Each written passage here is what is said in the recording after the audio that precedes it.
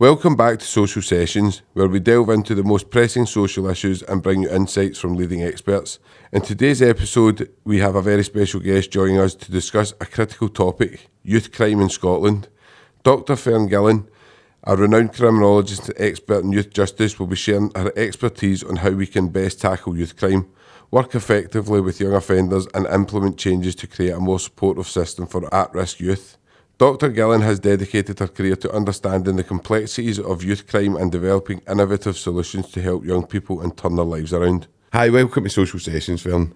So today we're just here to kind of talk about the kind of difference in kind of young team stuff that's going about now, and just maybe the chance that it's kind of creeping back in. And obviously I know you work a lot with kind of youth stuff and that. But what I'll do is, firstly, I'll just take you back to your own history. So, Ayrshire, what was Ayrshire like growing up? Because obviously, I don't know much about Ayrshire. Obviously, I'm kind of Glasgow-based, you know what I mean? But what was Ayrshire like? I mean, Sam for like Ayr town, obviously you've got like the wee kind of country bits. Craig Tara. Aye, Craig Tara, exactly. So like, I wouldn't say you had young teams, but, you know, the boys get up to kind of what they get up to. I wouldn't say it was the same as in Glasgow, but you probably did have your where you from kind of stuff, but probably not the same as it was in Glasgow at the time. And we used to come up to Glasgow as well, actually, like jump in the train jump in the train and come up and you know, do whatever we were doing up this way. But So it's obviously you're a good bit younger than me, Fern, but when I was growing up, it was kind of like there was that young team element. You kind of did hang about in your own wee area, and as you say, it was never as bad as Glasgow. And I think Edinburgh's just as bad as well now, do you know what I mean? But there was always that kind of, there wasn't that organised crime theme that it seems to be kind of running through the young people now. We'll go into that later on. So just obviously like with your own kind of stuff, what's your kind of background? How did you kind of come into the kind of youth setup and the youth crime setup? How did that come about, Fern? So I'd say I was always like, if I was wee, my mum will tell you this, always like, how come that he's not got the same as us? Or how come he's doesn't live with his mum and dad? Or how come that guy's homeless? Aye. And she'd tell you and I'd go, right, aye, but how come nobody's helping them? Or how come how come the government's not giving them a house? Or why is, like, it wasn't enough? Aye. So I think I'd always just had that kind of curiosity in me.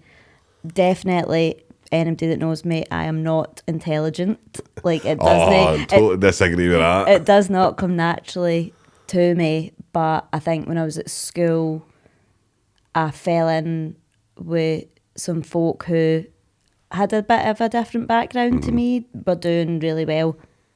Like, two of the boys that I used to always sit with, now lawyer and a doctor. Aye. And the test marks would come back and they'd go, what did you get? And I'd be like, absolutely tanked it, right? And then I'd say to myself, I'm not sitting here for the rest of these years, like totally always being less than them. So I used to go home and I'd study, like, so I'm not smart, but I'd study. And I am not saying I was as smart as them, and I never probably got as good as they did, but it definitely pushed me on to be like, no, I'm going to give as good as I get kind of thing. So I think I had that bit of kind of drive in me, and no, like, why should I not be getting the same kind of opportunities as you? Or like, I remember one day in class and the teacher went round and asked every person in the class what they were going to do at uni apart from me. And I thought, no, I'm just going to like prove you wrong kind of thing. Aye.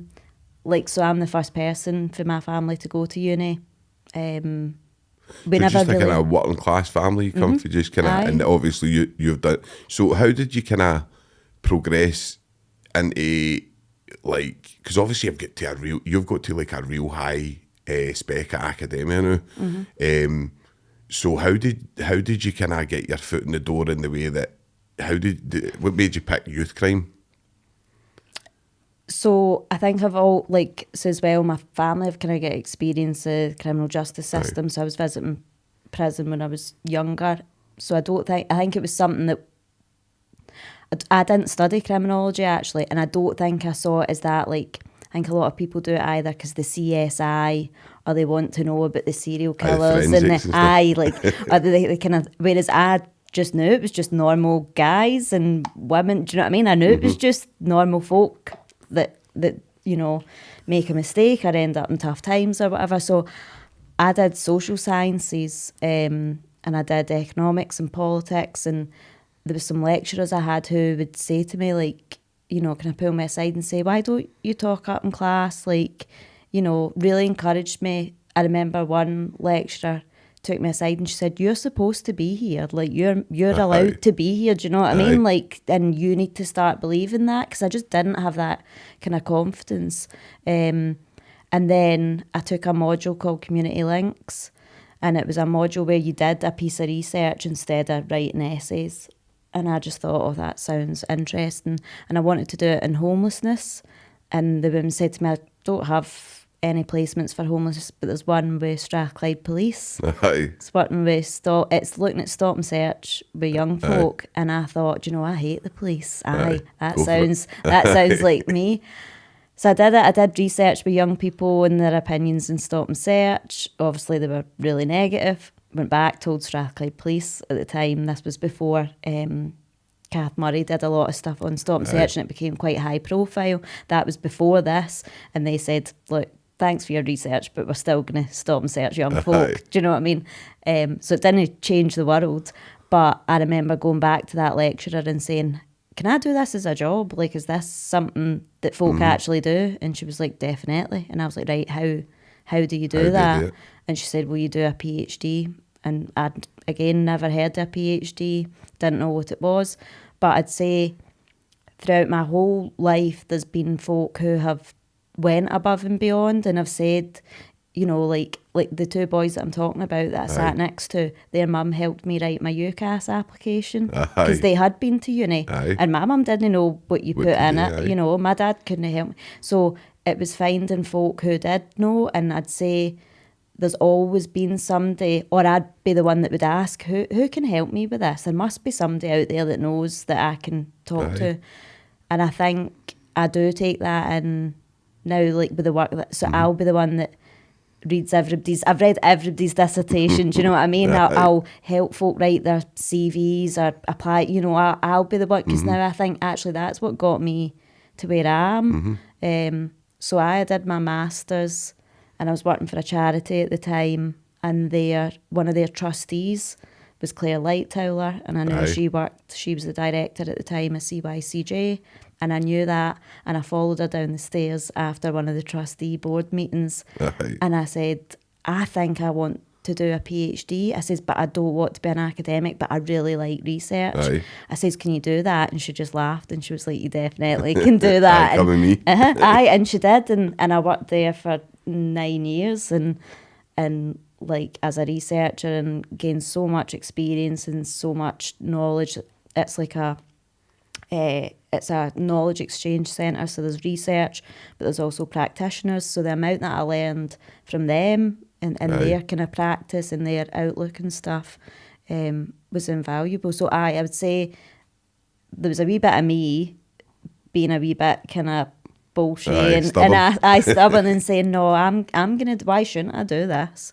And then folk like helping out and giving a hand, and I think there are two things I maybe take it with me, I hope, through the work that I do and just my outlook and stuff. Like when I'm teaching, I'll say, this is a safe space, there's no stupid question, like that, I'm here, I work for you, use ask me, use me, what can I do, and try and make yourself available, because I think that's really important. You don't know how much that might be the difference between somebody dropping out or saying, oh, what's the point in this, or know. It's fascinating how well you've came on, Fern, and how you've actually been able to kind of navigate the whole academia system, if you like, and become the person that you are today, and be kind of included in that research that we're going to go on and speak about with like young teams and the kind of youth, just the whole kind of epicentre of crime and how it's maybe coming back.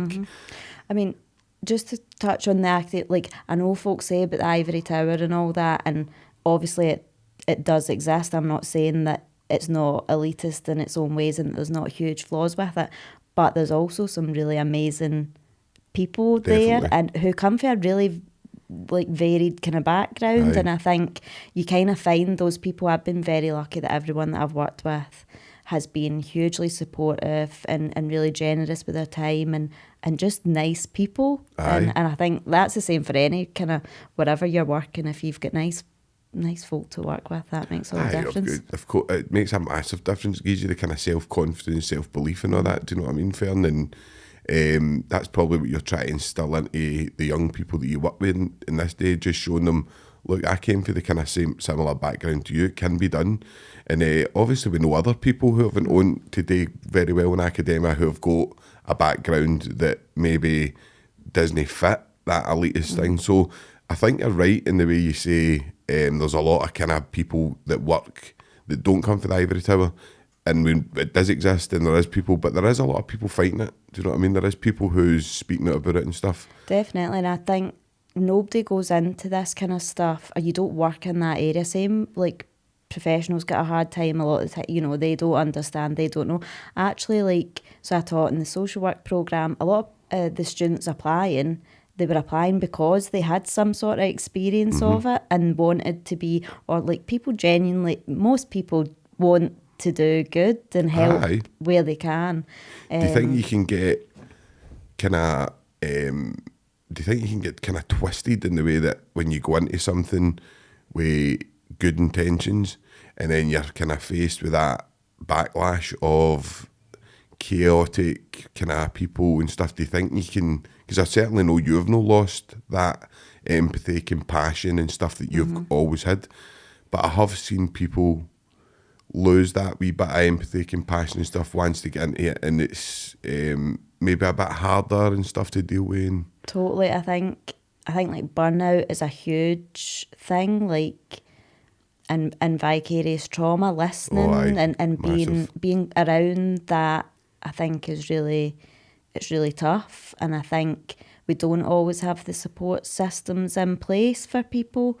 And some of it is then like a tick box. So when you're doing research, you say, oh yeah, I'll check in, I'll make sure I'm all right. But then do you even know that it's having an impact on you? Do you, when you're snapping at the dog and, do you realise that it's cause actually you've just had a really hard interview where people are sometimes telling you things they've maybe never told anyone else, or, things that are really, just really traumatic.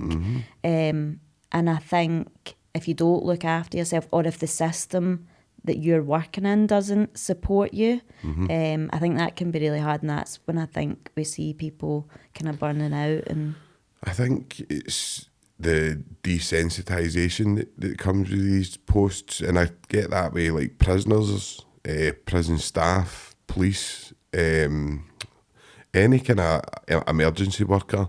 And that then does kind of stream out and bleed out into like kind of social workers, people that work with youth, youth crime, people that are even working just lawyers and stuff. You see that desensitised nature where people can start talking about horrendous things very easily, and it's like as if it doesn't affect them anymore. So obviously you touched a wee bit on vicarious trauma, and it'd be interesting to see, do you think like students and stuff like that, maybe for the ivory tower, do you think they're shocked when they see some of the stuff that's going on, or do you think it's played down? Or within academia, like I say, I think most people come open and willing to learn, especially in those kind of subjects, social sciences or social work or kind of humanities work. I think people genuinely come with a curiosity and a curious nature, and I think it's our role to challenge, how would you say it, kind of difficult opinions. Everyone can have an opinion, and it's, well, where's your evidence for that? Or, how would you support that? And I think quite often I don't teach as much as I used to, but quite often it was the class who would come to some sort of consensus as well. But yeah, like I remember teaching a class, and it was about the welfare system, and a guy shared a really personal story, and the class just totally supported him. Like, just, it was, let him speak, didn't question what he was talking about, just really kind of held him, which for young people in that kind of environment is really, hard to do. And it was really comforting to see. So we'll kind of move on just a wee bit into the kind of youth, just the kind of what the kind of spectrum is in and the kind of playing field of kind of youth crime and stuff like that, and youth justice and stuff. So where do you think it's moving forward, Fern? Do you think it's like it's evolving in younger people? It seems to me that younger people are getting involved in organised crime really quick. So I think, taking a longer kind of view, I think the youth crime that you're talking about, kind of that more violent kind of gang related stuff. I think if we take a longer view, Glasgow was murder capital of Europe. We had these really horrendous, shocking statistics, and that was a reality. Weekend in, weekend out. Young guys going at it and people losing their lives, scarred, injured, really horrendous. And we have seen that decline.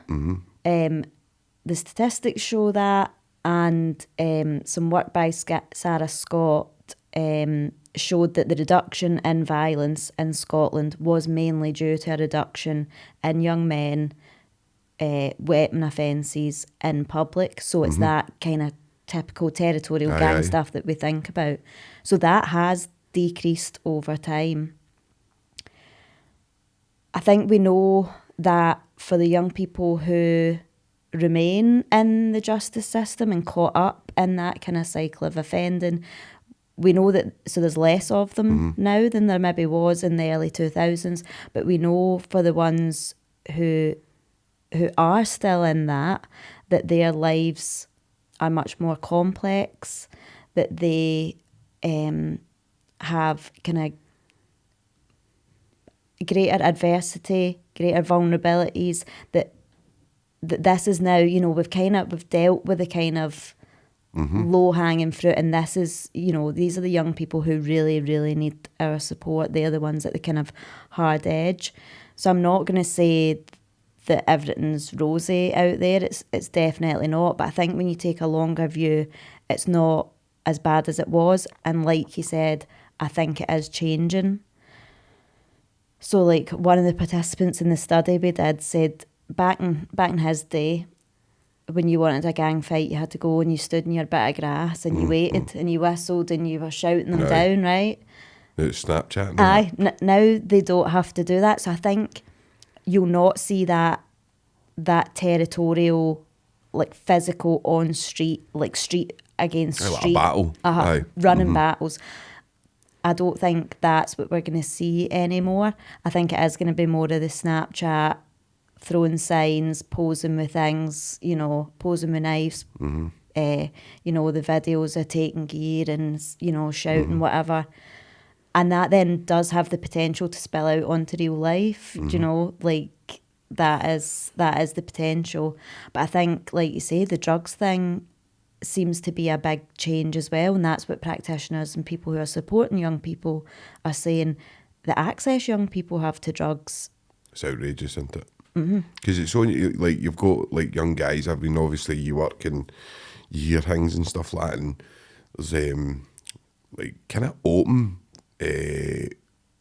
kind of drug deals on social media and stuff. And I mean, obviously there's a lot the police need to take into concern and stuff like that, and there's a lot of kind of, and it's just the way it's done. It's the way it's kind of evolved into this, as you say, social media kind of wars.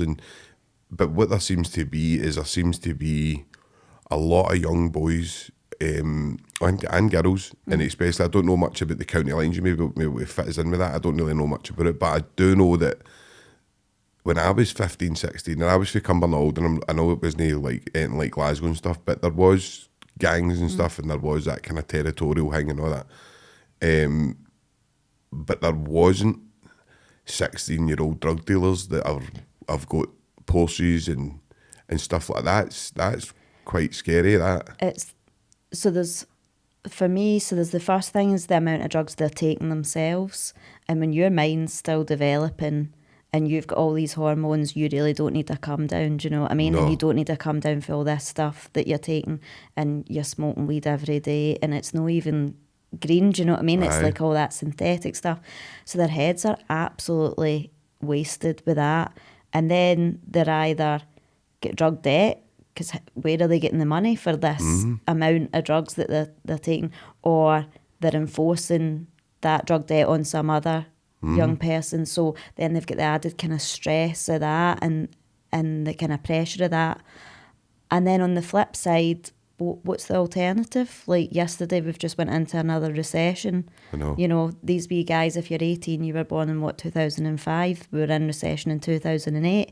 They're growing up in a period of financial instability, and it's really hard to say, well, there are alternatives, you know, because actually what are people talk about Alaska aspiration. These boys don't have Alaska aspiration. They want awareness either, and they want a nice car, they want a nice house, they want a bird, they want a family. They don't want trouble at their door, like they really don't.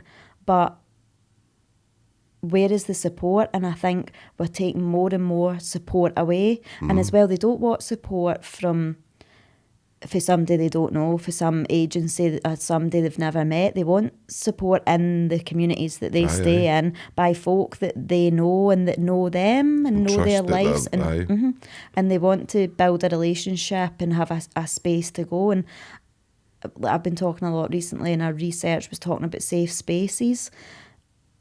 And I think that's more than just a physical space. That can be a relationship with somebody, and that can be, all right, I actually don't work for that service anymore, but you can still message me, do you know what I mean? Because they will, if they need that support or they need they will do that. So I think seeing yourself as an individual, or even in communities, if you see, not walking by them and putting your head down when you see young folk giving a smile, all right boys, how you doing? Do you know what I mean? Like they're part of your community, and they're an asset, and they just want the same thing as everybody else wants, a good life.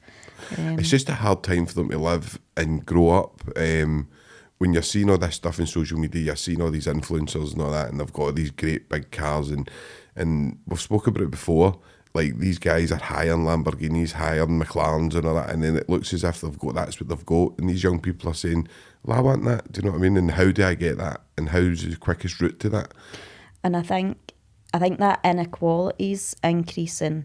Oh, massively, So everybody knows when they're younger where you are, and do you know what I mean? You know there's folk better, and you're no maybe, so you can kind of work out.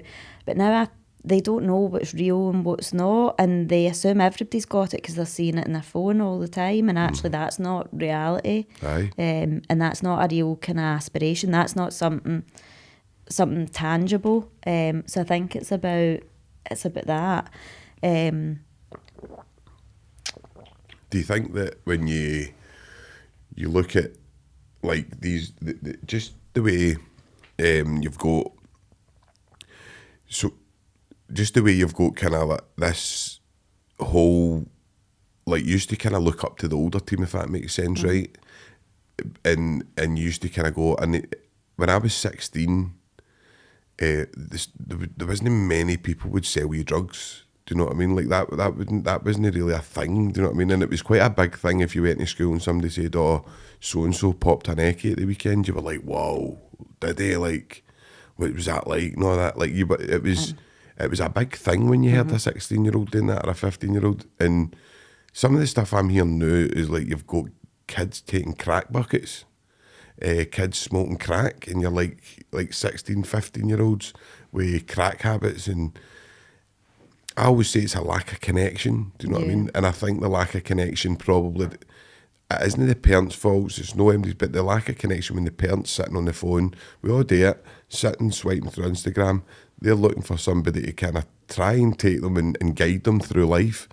But what they're doing is actually tuning into their phone just like their parents are doing and looking at what you're saying and going, and then somebody's saying to them, and they're watching videos that probably we wouldn't have seen when you were younger. And I think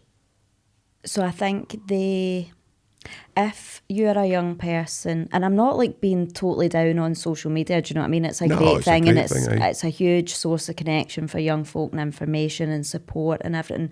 So it's great in loads of ways. But if you do owe somebody money, or if you are at 16 fighting addiction, you know, and really trying not to take, but your phone's going 16, constantly. I didn't know anybody that was addicted to drugs. Did you? At 16? No. I mean, maybe when you look back, you could maybe go, that's what that problem was with that person, but you didn't really. I didn't know anything about addiction, mental health, trauma. I didn't see it the way but it's spoke about to these young ones, didn't it? So they've got something to kind of level on, if that makes sense. They've got to go gauge it. I can gauge it by going, I'm traumatised at 16, or I'm addicted. And as well, I think then that's easier for them to accept support, because then we're all calling it what it is, do you know? And nobody's saying it's your fault. Like, we're not going in down maybe whereas we would have before be like the pure punishment route. We're saying actually this isn't your fault. This isn't all kind of down to you, and you don't need to do this on your own. I think that's the biggest message to young folk. Like, you're not on your own. You can phone any, you know, pick up the phone and or we're here, you know, this is where you come when you're feeling like this. But then as these youth clubs, community centres, youth services close down, I know, there's nothing. You know, it's really tough. I think I know when you've got like the way you were saying about like, obviously there's nothing for like the young team and all that today, but where do you think they're sourcing these drugs? Is it internet and stuff? Is that why? Because most guys that I grew up with or anything like that I knew that were involved in selling drugs would never sell any, like a wee guy at 14 drugs. So is it just because that easy access to the internet that they're able to get drugs, or is it horrible in the streets where people are just wanting to make that quick buck and doing it? I don't know, Sean. I don't, like, they talk to me about a lot, but they probably don't go that far, but it's out there, and I think maybe that's a new dynamic to the kind of gang thing that we've seen. So it'll maybe be like, actually, you are all right because you sell me drugs, you know. So maybe an area that before you wouldn't have, but actually they do because they sell for each other, or do you know what I mean? So they're making connections different ways. But I think as well, to go back to what I was saying before, as like, I think the streets are safer for the majority of young folk, and folk, you know, older young people that we spoke about scheme hopping, like we can scheme hop now, and it's no, you know, it's just not, everybody's saying where you fade, do you know what I mean? Probably because they already know, because they've got you on Facebook or whatever, Facebook, TikTok, whatever. But as that's kind of decreasing, and for the young people that it is an issue for, we know that crime that is happening is concentrated now in more deprived areas.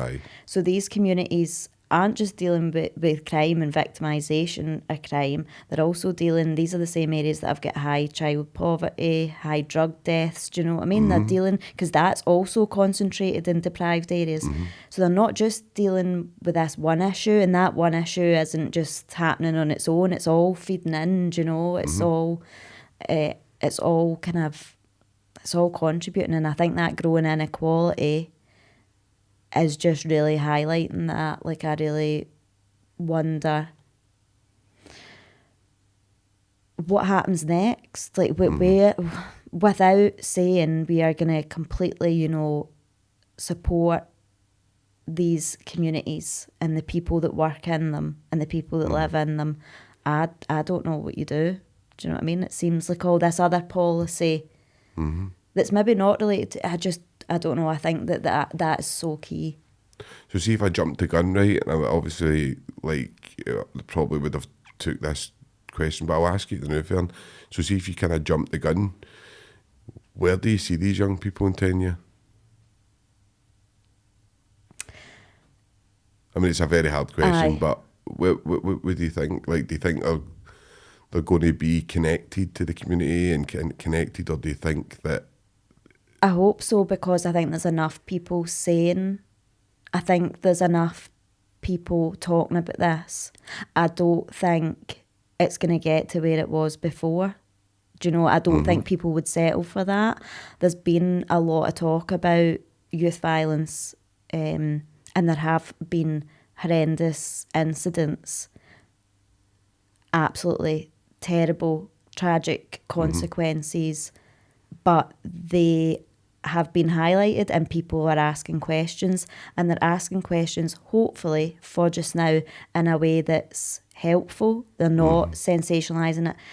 I think it's really important, especially as we move into this kind of new kind of political cycle that we're going to be in, that it's not used as a political football. Do you know what I mean? This isn't one you can score points over. This is like our children we're talking about, and it's really important that we keep what is working and we talk openly and honestly about what the issues are and where we're still not making enough change. I think we are forging ahead just now, really, really progressive stuff in youth justice, around rights, around the Care and Justice Bill, about getting young people out of Pullman and into more appropriate settings. All that's brilliant, but my slight concern is that if you don't do that at the same time as supporting organisations and communities, then you're moving them one place and they're not supported. Do you know what I mean? I know. And then you run the risk of something terrible happening, and then we scrap that idea. Aye. You know, we scrap the progressive stuff because we tried it and it didn't work. But are we really committed to everything that it takes? Because it's not just about, you know, it's not just about working at that top end. It's also about supporting that early intervention and prevention and community supports and grassroots stuff. And there's amazing practice happening. I can give you so many examples of things that are just unbelievable and the difference they're making for young people. But they're fighting for funding. Do you know what I mean? They don't know. You know, they don't know where their funding's coming from and how long they can offer young people this for. And I mean, schools do an amazing job, and they've just had this big kind of behaviour in schools survey, and teachers come back and said, but we already know most kids are doing great and thriving, and it's a great place to work. But there's some young people who give us cause for concern, and it's those young people we really need to be looking after.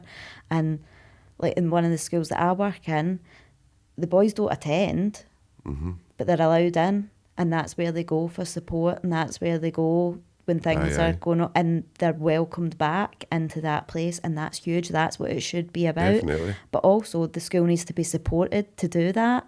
You know, the staff need to be supported to do that.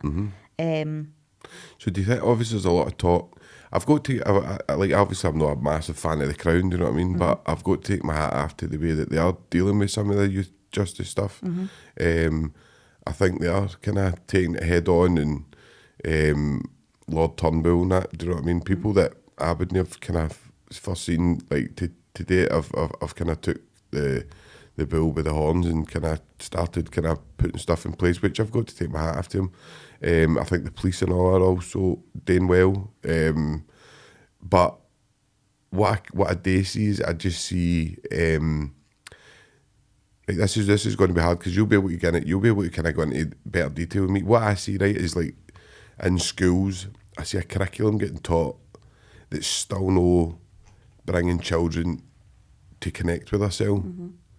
There's no the person. We had a lassie on Tony Sheriff who worked at Smithycroft School, and she says that she'd started doing that, and like she was a counsellor and she'd moved on, and the work she'd started doing with the kids was getting them to connect with herself, talking about mindfulness, talking about themselves, talking about the relationship with herself, stuff that we didn't get taught at school, do you know what I mean? But how much rights do you give a child? Because this is where I kind of go, and you might disagree with me, Fern, and stuff. But I think when you give too much rights to a child, they can start. I don't know. I just don't think that there's a. It's a hard one because I do, maybe you can fill me in. You fill me in on it because trying to make sure I you know, don't fall out, Sean. I know. That's That's what I'm just because. Right, go for it. No, you fill us in. no, right, you go. So, right, I don't know if giving a child all these rights and the ability to kind of challenge authority the way they do and stuff, right, is the best idea. Mm-hmm. But go for it. I say, right, so even if we get, right, so rights is a big thing in Scotland just now. But like, just because you give somebody rights doesn't mean anything will change. You know, prisoners have rights totally and believe right? And I don't think young people, especially the young people we're talking about, would have the first Scooby about how to enact their rights. About, you know, when you get flung in the cells that you're entitled to a lawyer. And, do you know what I mean? They don't know, and they'll learn quickly. But I think... I think it starts way before that. It's like you're saying about getting kids in a space where they're comfortable to even talk to adults. Mm-hmm. So I did some research and it was called Thinking About Justice, right? And it was asking kids, primary kids, secondary school kids with experience of the justice system, what do you think justice is, right? Like conceptually. Aye. And then tell me how you've experienced justice, and that can be good or bad. And then what in the future, what would you like justice to be? And the examples that kids gave of just feeling totally unheard. So they'd talk about like, we're always under suspicion because we're young, we're never believed. True. So we walk into a shop and the security guards like that straight away. The one that always used to come up was McDonald's. We just get kicked out everywhere we go because they see us and we've not done anything, but we just get kicked out. Just because there's all kind of wee A gang group of them, Mm-hmm. So if you are kicking that same group of young people out, then how can you expect them to come and tell you, my pal's carrying a knife and he's going to go and do something really stupid that's going to...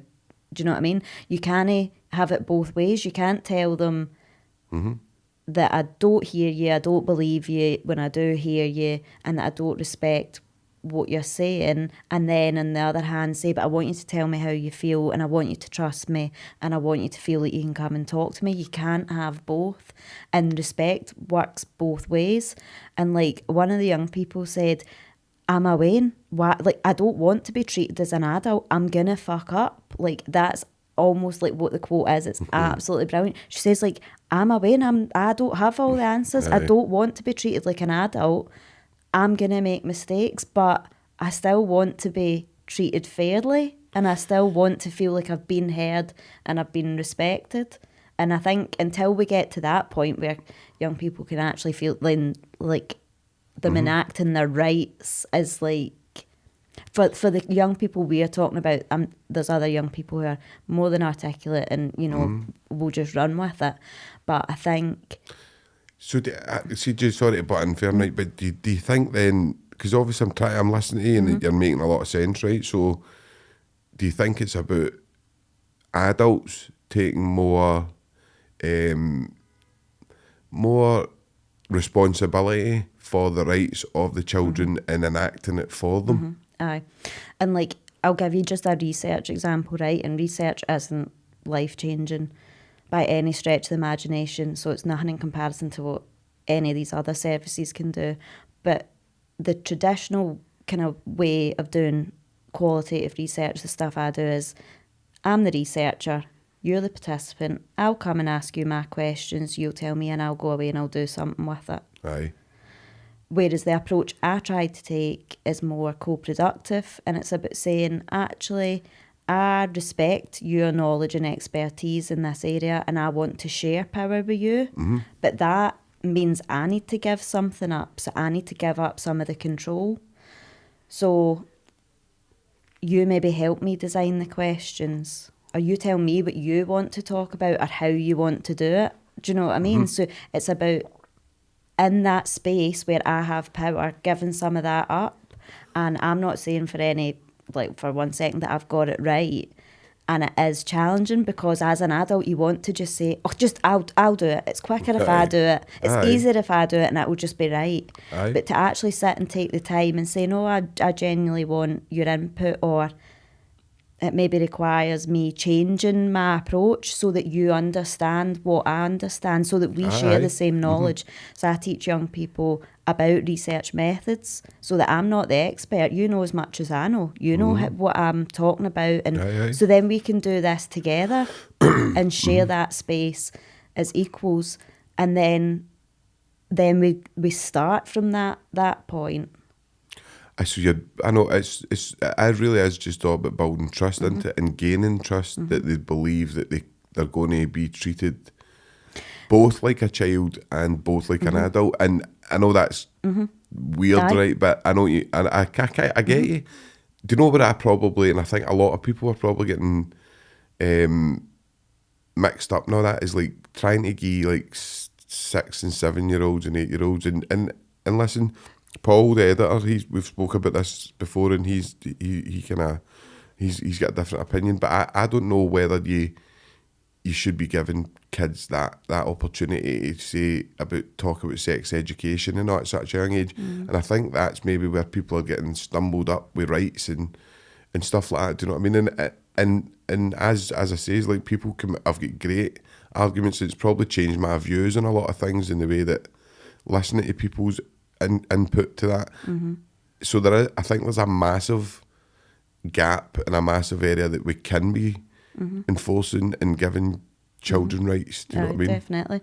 And like I did that research with primary school kids, and I'm talking about philosophies of justice.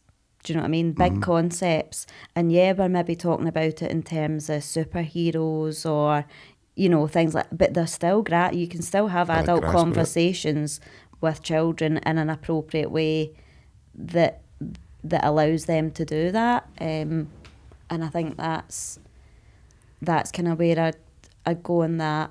And it shares some of that power, but it also facilitates opportunities. So like we were saying, well, if you like doing this research, you could do my job. Do you know what I mean? Let's think about how this could be a reality for you, you know, if this is something you're interested in. Or if not, you know, like I'll always say to young people, make sure and stick my name down as a reference if you're ever going for a job. Let them know, you know, because...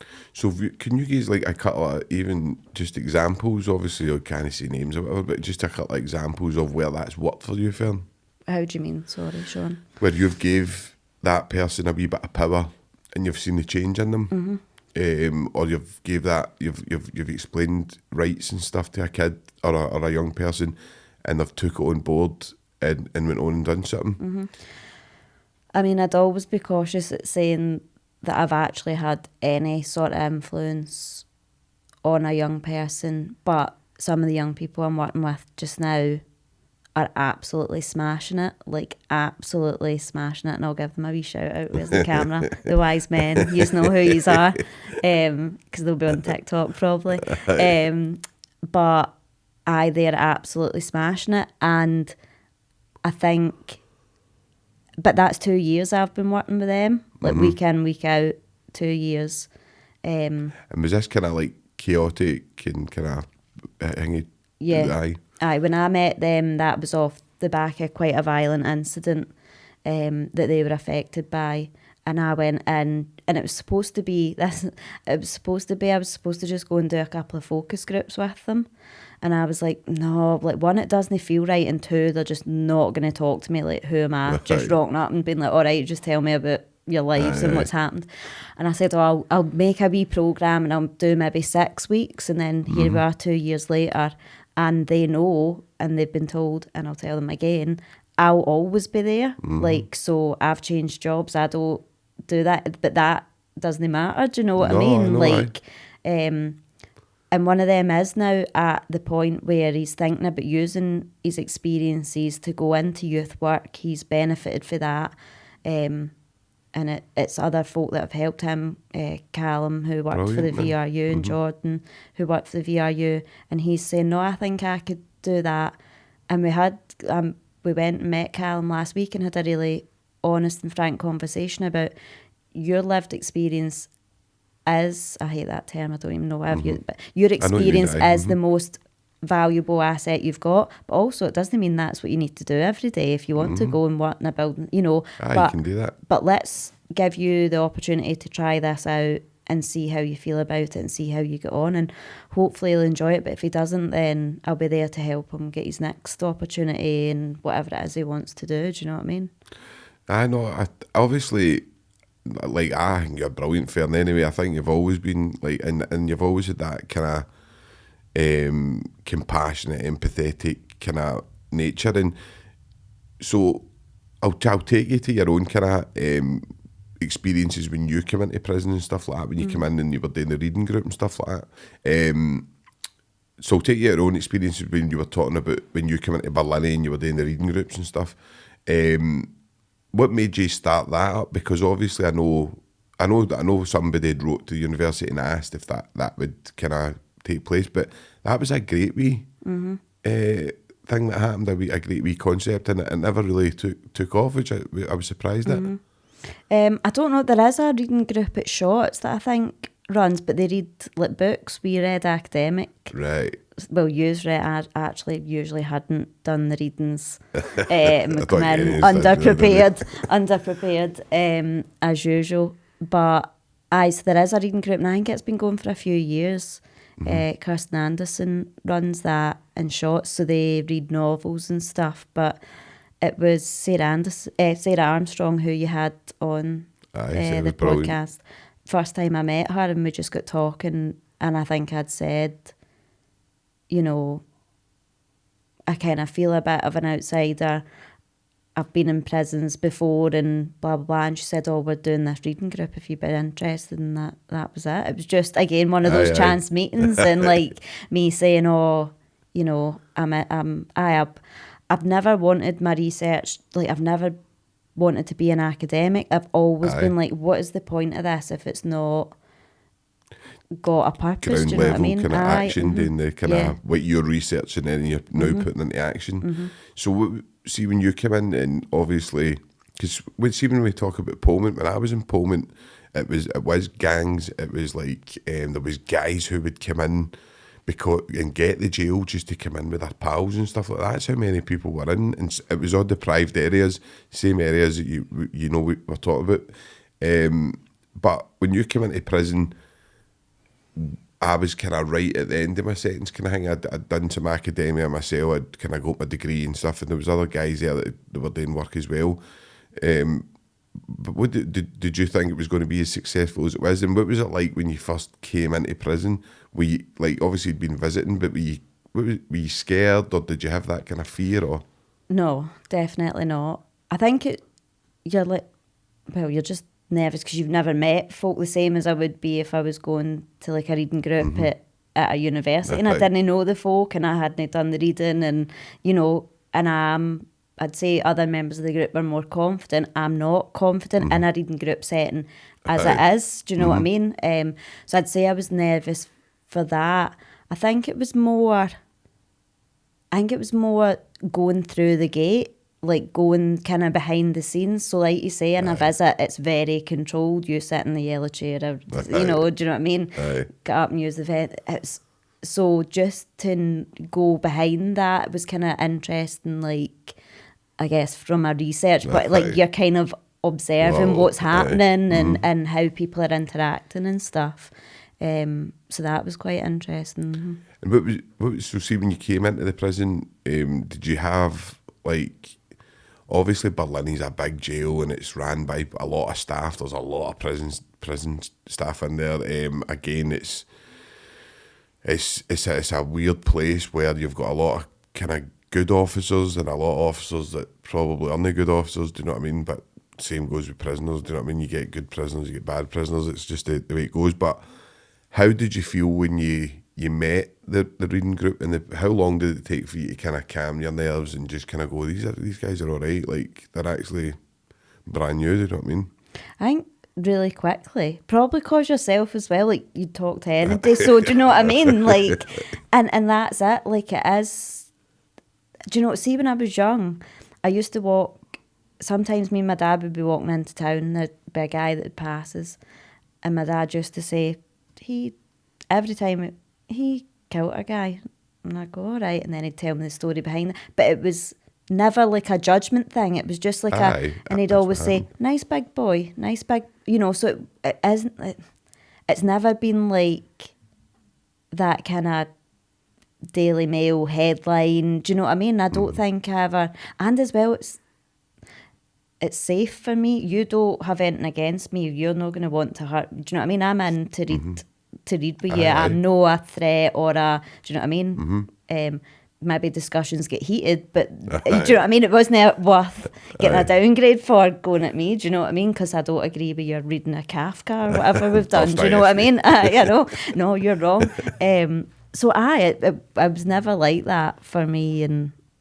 No, because it was a brilliant group, and obviously I've had a lot of people on here that have went into prisons, and I think I like to kind of hammer home that fact that when people go into prisons, they see a different side of prisoners, they see a different side of prison. It's not what it's made out to be in the papers. It's not what it's made out to be on telly. It's a totally different ball game. Do you know what I'd actually say? It's probably kind of uncomfortable because we're in your space. Do you know what I mean? Like that's like same if. Is it hard going home in that, Fern, and leaving people?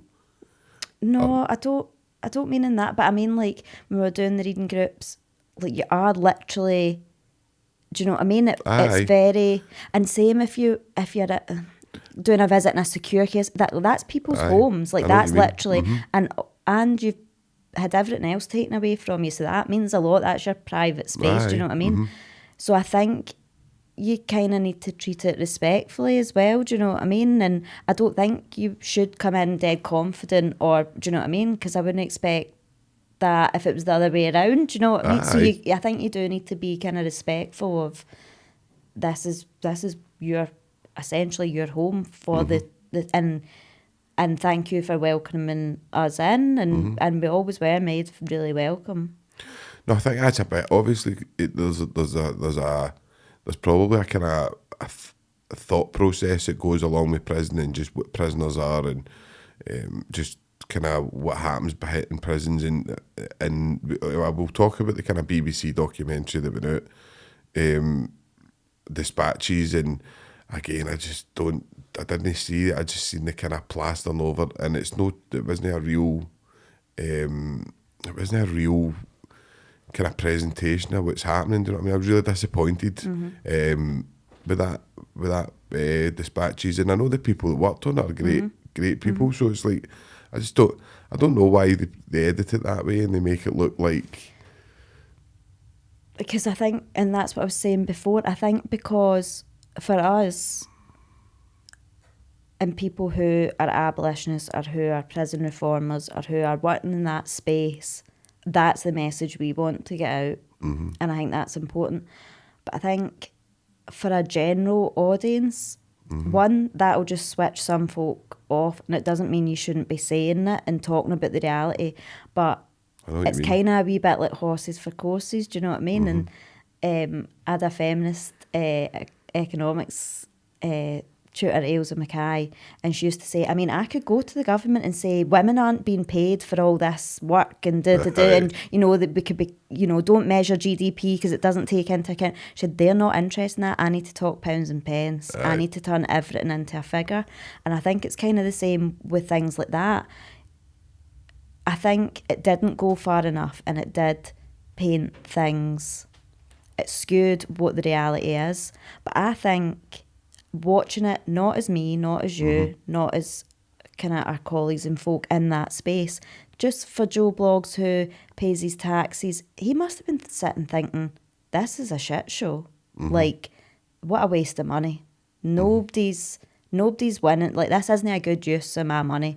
Or if you genuinely believe that prison can rehabilitate people and that's what it's for, you must have been sitting going, well, how can anybody be rehabilitated in that chaos? Do you know what I mean? That's no working. I think from different viewpoints, it touched on loads of the issues. So the demand, the addictions, the health, like progression. It touched on loads of issues And you could have done a whole programme on each one of those things. But I think it gave folk a flavour of, this isn't working.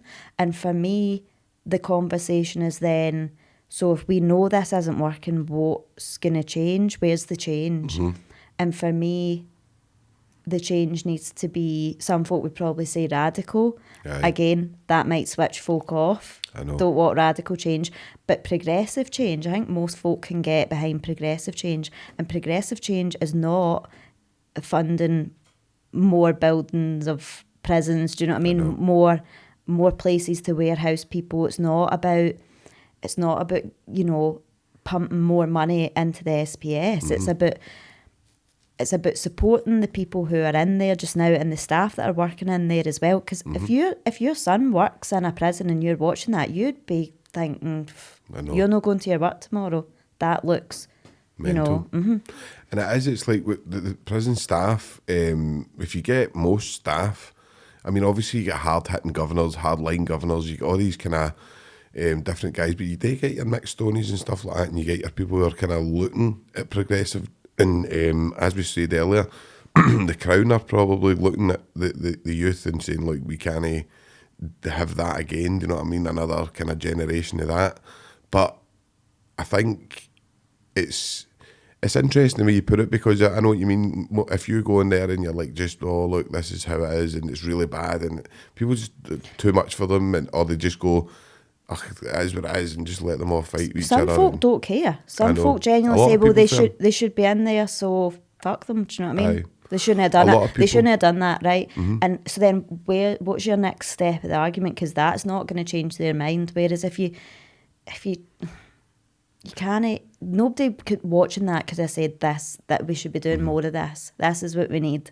Do you know what I mean? More of this. You couldn't have watched that and said, this is working perfectly. We are the progressive nation that we're talking about. You'd be going, what the you know? No, And you're so right. You're so right with everything you say, and I might not agree with it, like some of it, but you're definitely put an amazing argument forward, and you always do. Do you know what I mean? And you make me think all the time. You're like another James Docherty, man. Like, but I would go and beat my drum, but I don't think.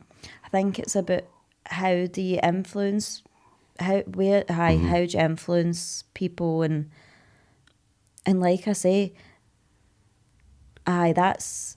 Yeah, you know somebody on your street knows somebody who's, do you know what I mean? So if we humanise it and be kind of practical about it, I think sometimes that's, for some folk, that's what gets them going, do you know what I mean? It's not social justice, and it's not, it's, you know. It's hard, like, it's like, I wrote my book, obviously, like my book, Authenticity and Chaos, got a wee plug, you know what I mean? But when I wrote that book, I wrote it from my sense, my whole point of view in the prison system and going through it, and probably that the people would read that and go, well, you deserve it, and I do say that in the book, like I understand people with that point of view, but then you can't demonise people when what you're doing is warehousing people in a trauma factory and then letting them go out and expecting them to do different. Do you know what I mean? It's like you're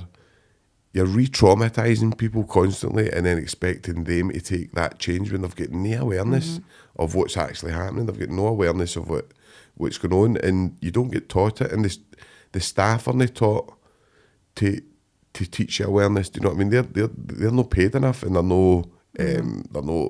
not safe enough to be able to kind of implement that. So you've got a system there that's broke, but you won't admit it. That's what annoys me, Fern. And as well, like, I think, I mean, I kind of jokingly said about hating the police, right? But the police obviously help people in dire situations, right? And that's how you get kids who say, when I grow, I want to be a policeman, right? But I don't see many kids growing up saying, I want to be a prison officer. Do you know what I mean? No. And that, I'm not saying that that's what we want, but actually, what if you're doing that job? What's the aspiration you have for your role, and what difference do you think you can make, and then how supported are you to do that? Prison staff have got a very, very high addiction rate. They've got very high addiction rate. It might not be with illicit drugs and stuff like that, but drink and stuff. It's the vicarious trauma that we were talking massive. about at the start. Do you know what I mean? I mean, talking about trauma, and obviously it's a really sensitive subject, Fern, so I don't want to go into it too much. I'll just let you kind of speak about it in a way. But you did experience a massive traumatic event in your life. Mm-hmm. Do you want to kind of just tell the viewers kind of what happened, just so that people know that you completely understand trauma? Mm-hmm. I lost my sister in 2020. She was killed in Iraq. Literally maybe 2 or 3 days before the first lockdown. She was a medic, and she was a reservist, so she wasn't full-time. She wanted to be an ambulance worker. She wanted to work now, and she thought, it's really tough to get in. How will I get experience? And she joined the reserves as a medic and got all this training and experience doing stuff that she couldn't have got anywhere else. We're not like a military family, so we were all kind of like, what? You're joining the reserves? So I had just totally came out the blue. And then I guess as well, we were dealing with that during COVID.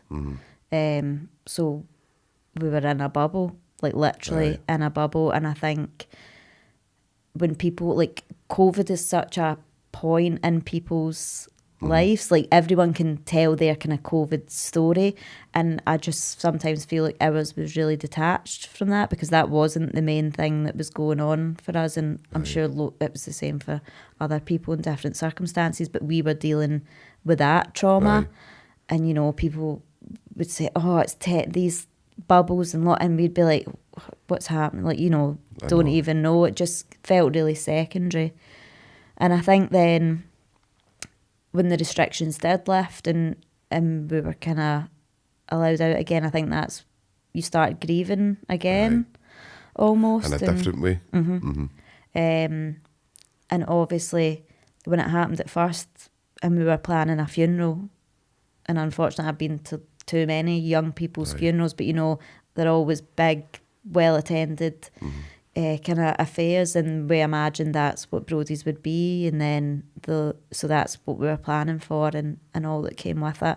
And then actually we went into lockdown and there was 10 people, so you know, we had a memorial much later, and you know, so it was like a delayed grieving process. And then I think, I don't think I coped with it very well. I don't know. I guess you can't really. I think you done better than you think. And I think I'd really, my pals and the support that I had was amazing. Colleagues, partner, everybody was just so supportive. And I think they were quite quick in saying, you're not really handling this. And it was one pal who said, here, I'm quite happy to sit and get gassed and let you greet every time. But she said, I don't think you're enjoying this. And it was, I was doing that to let it out because I couldn't process it any other way. And she suggested that I go and see a counsellor. And I did. Was diagnosed with CPTSD and started that kind of journey of addressing what happened. And Phil, my counsellor, she saved my life. Like, not at the, like, I wasn't going to take my life, but she saved my quality of life. Relationships and you know, I could see things going in a direction that I wasn't in control of. And luckily I had people around me that were able to kind of say that and then offer a solution. And I was just really lucky that I clicked with Phil straight away and just got down to work and did the hard work. And it's fucking hard work, do you know what I mean? Doing that and working through that, and obviously it's not over, it's part of now kind of. I know, no, I think like Brodie was absolutely, she was just a beautiful human being, do you know what I mean? She was, and it's just such a sad event what happened, and obviously just to see, and I mean, it must obviously annoy you the way you're talking about COVID, where like then you see like what's happening down there with them, and they weren't taking really actually doing it, and these people like were kind of saying to you like, oh, writing to you and stuff, weren't they? Because obviously that was quite a big issue. And it's just sickening to see that they were actually doing what they were doing. I know. And use like with that. But I think just as a person, Fern, and as a family, I think you just need to be so kind to yourself and so kind of proud of yourself the way he's handled it. Do you know what I mean? And I think, like, as well, that was something that I spoke about, like, with my counsellor. She'd say, if this was any of your young people, you'd be saying, well, no wonder they're not coping, you know, or no wonder they're behaving that way because this trauma. And she's like, but you don't recognise it in yourself. You're not letting yourself accept that this has happened and that this is affecting you, kind of thing. So I think it obviously has changed me, but I think, and we talk about being more Brody, and I think she'd be like, take the good bits for this, like it's happened, and you need to just. So I think in my work and the way I approach it, and even just me as a person, like I don't think I'd be able. She was confident as hell, so the day pure nervous, and I'm thinking she'd be like, get a grip, you're talking to Sean, like, and you go, you know what you're talking, you know. She'd be just like, do it, you know, do the thing, just, you know, go for it. She never waited about for anything, she just went and did it. And I think that's definitely something I've taken on. But like you say, the empathy, I think, is now inbuilt, and then I know what it's like to have this feeling of wanting to talk about something and somebody maybe cutting you off or not listening, or you're not feeling like they're listening, or you're not being heard. So I think I approach the way I kind of work differently as well now, in a kind of unsaid, in an unsaid kind of way. But I think sometimes you kind of just meet folk and you just go, you know, like, do you know what I mean? You just know that things can be shit. I know. And you're allowed to be like that. It's just being that, allowing yourself to feel like shit and allowing yourself to kind of process it. Do you know what I mean? But no, thanks for sharing that. It was just to kind of obviously let people know that you've obviously experienced trauma yourself, because I'm going to go into trauma and how we work with that, and how we do we see it in young people at a young age, and do we go in at a young age and try and, like, we talk about grassroots, but how do you get a young person to tell you they're traumatised when they're not at that level yet? Or do you think a kid can be traumatised and that's what they're playing out? Because that's what I believe. I believe, like,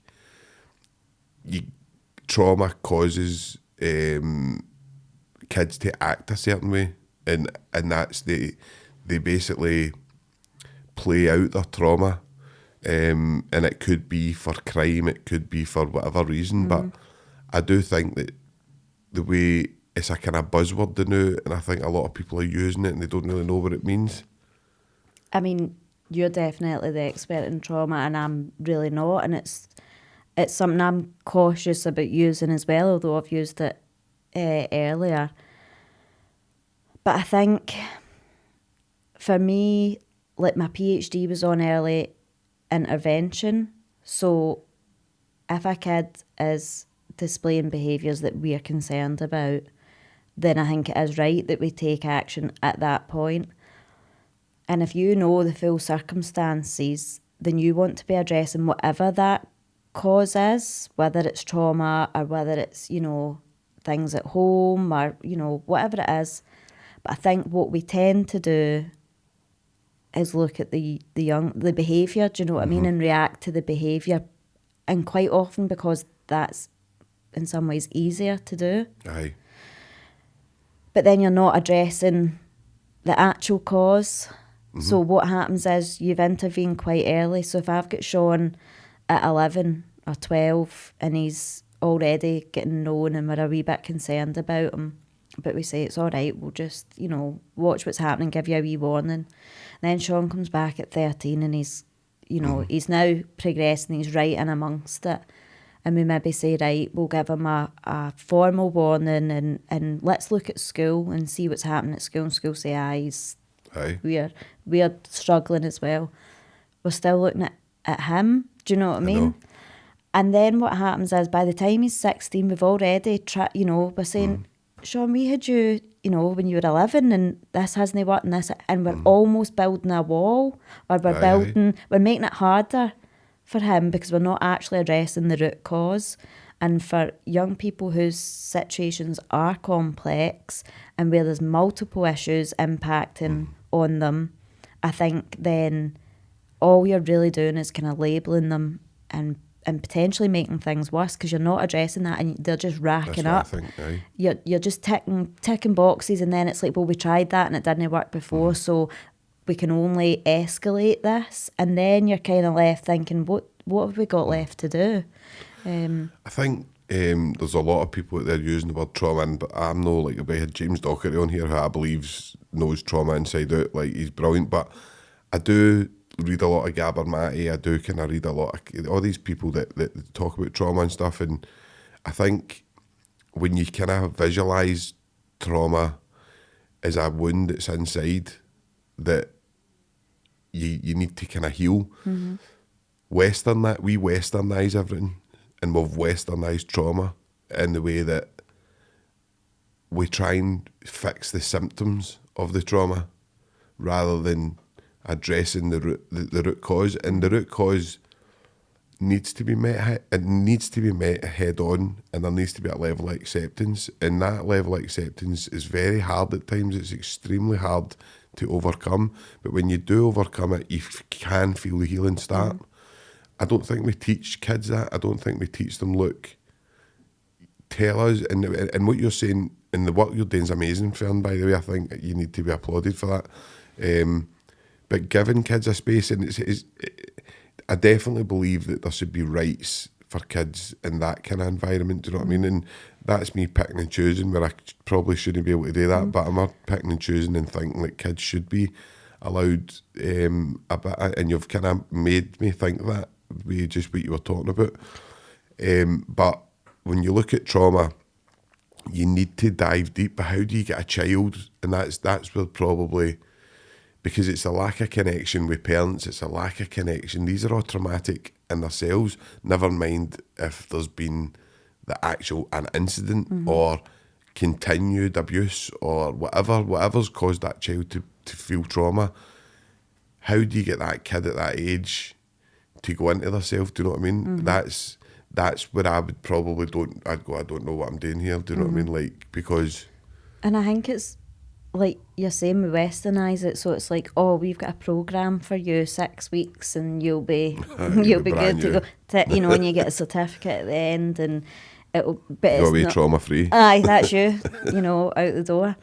But it is that like relationship stuff, and we know that one trusted adult can make all the difference in young people's lives, and it is about having that space, and sometimes it's like that safe space to be a child. Like, so maybe the trauma is that things are so bad they can't.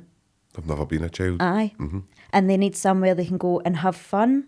And almost that I feel like sometimes we take the fun out.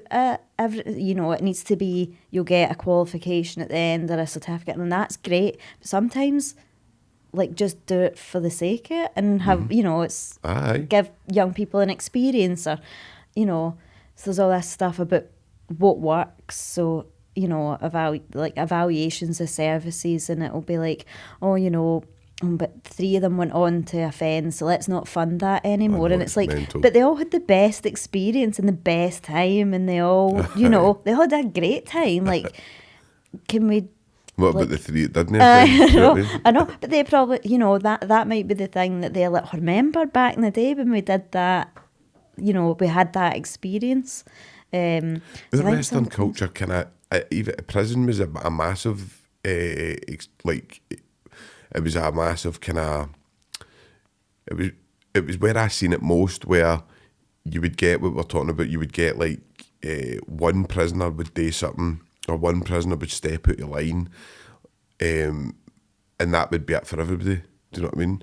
And I think when you do that with young people, it teaches them notice, like, they get taught very quickly, don't say it and don't say it, and it's like that kind of, don't tell them that, do you know what I mean? Because why would you know? I still remember getting stopped by the police and them saying to me, well, if you fly with a cross, you get shot with a cross, and I was like, that's bullshit. And I was like, take me home to my mum and tell her that, because she'll love that and like she'll be ready for you. Do you know what I mean?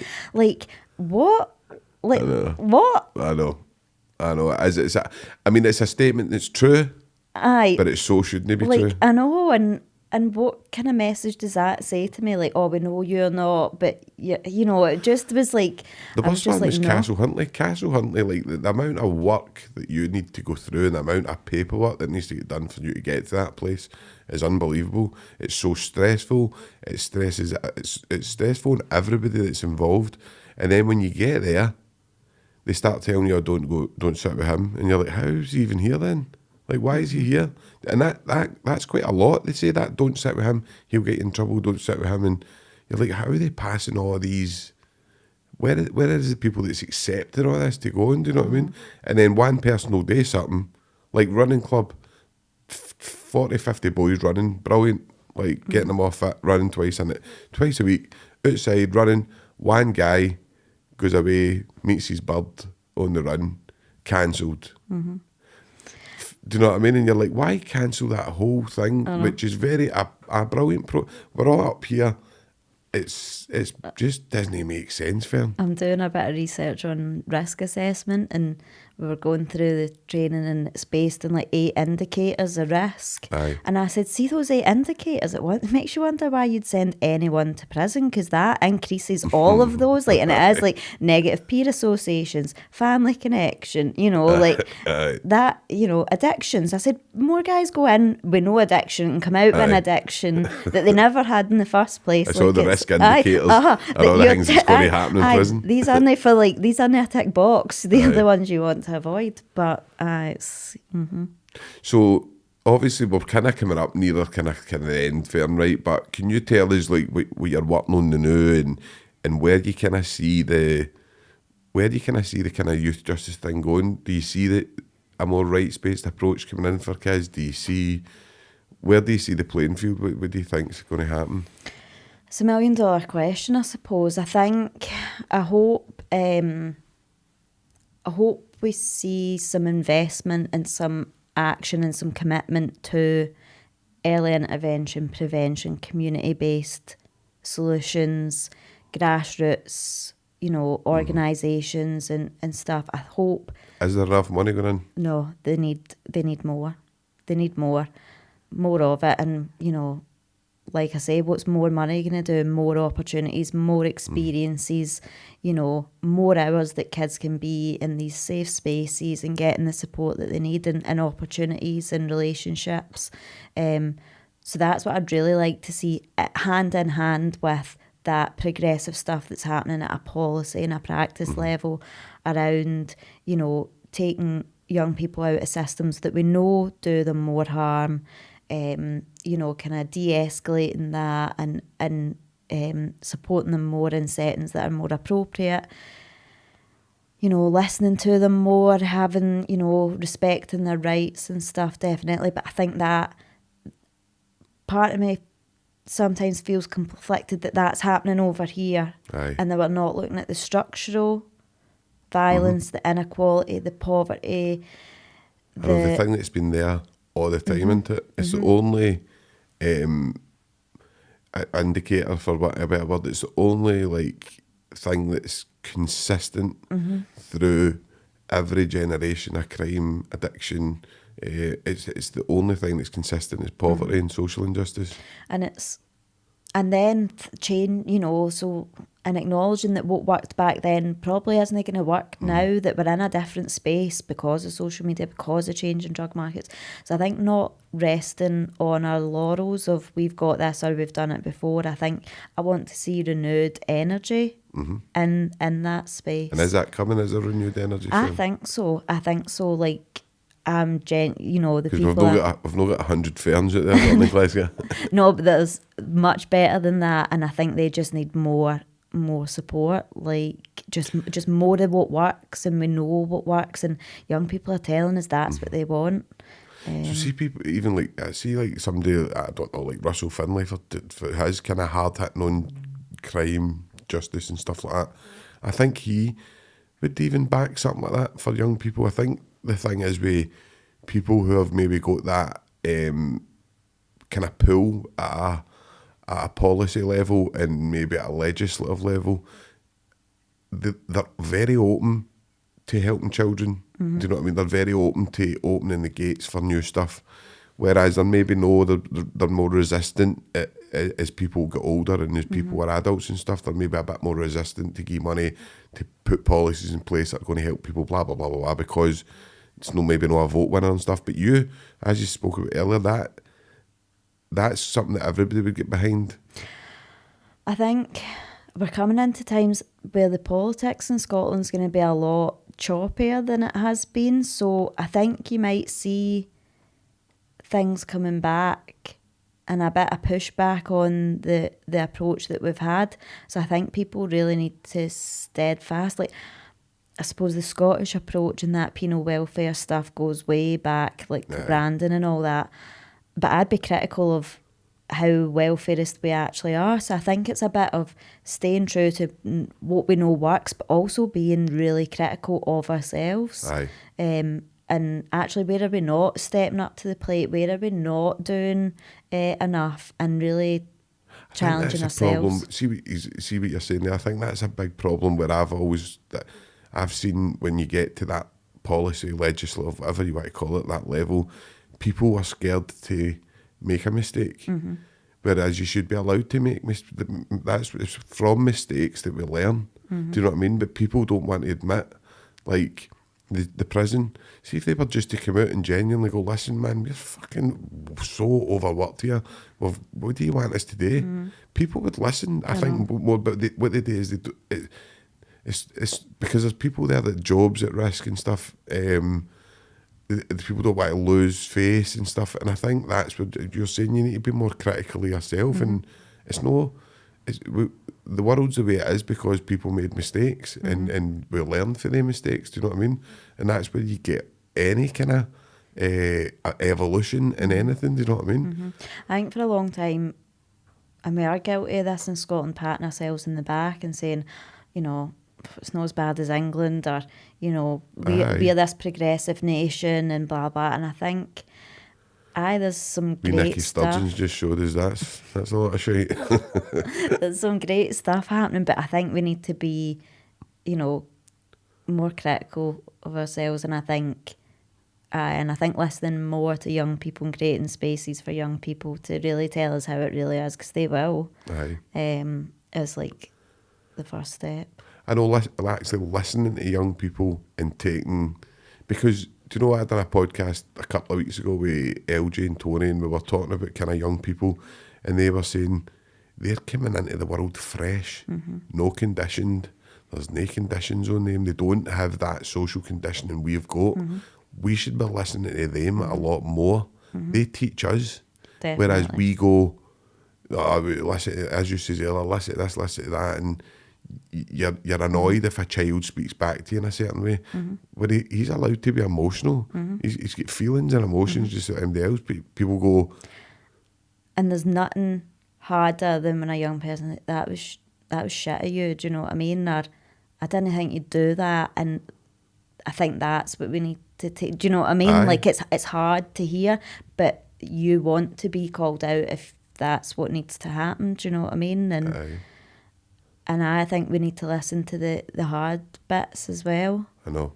Because we're there when they're singing our praises and, you know, this was great and it changed my life. Them were there for it. We're pushing them out the front, tell everybody that. Can you write that down so we can put it in? And as soon as they fuck up, they're like, nobody wants to touch them. Or they say aye, or actually that wasn't great. You kind of push that to the side. And I think we're all guilty of it, and, you know... But yeah, that's the hard bit, but that's what we need to be hearing.